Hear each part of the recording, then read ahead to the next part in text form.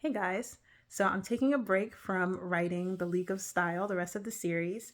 And as I've been writing, I have had an interesting epiphany about my first book, The Food Lover's Guide to Law.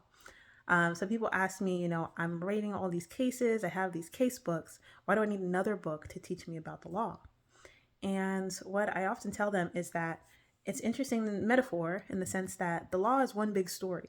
So each type of law or each part of the law has a story to it, whether it's contracts or criminal law or property.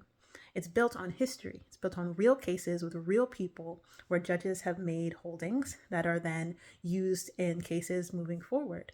So every case builds on itself. So think about it like a TV series.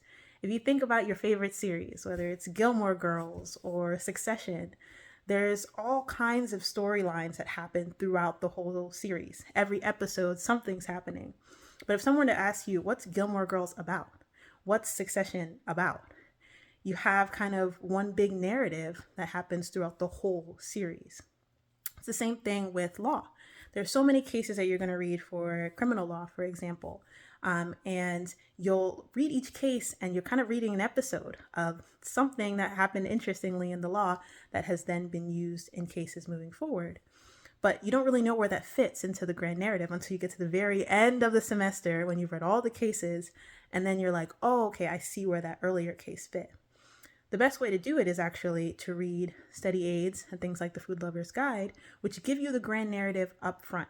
It's one long story about here's all the different pieces of law that have been pulled from these cases, put it all together comprehensively into one story that you can then learn. And so as you're reading your cases, you're like, oh, okay, this is this part, and this is that part, and this is going to lead to that. So really being able to bring it all together into one big narrative that can help you have a lot more comprehension and understanding as you're in your classes. So I just thought that was interesting, kind of combining series and law, but definitely check out The Food Lover's Guide to Law if you haven't already. Super helpful for law students who are trying to understand this crazy thing we call the law, but it can be accessible and it can even be fun. So I hope you enjoy. Thanks.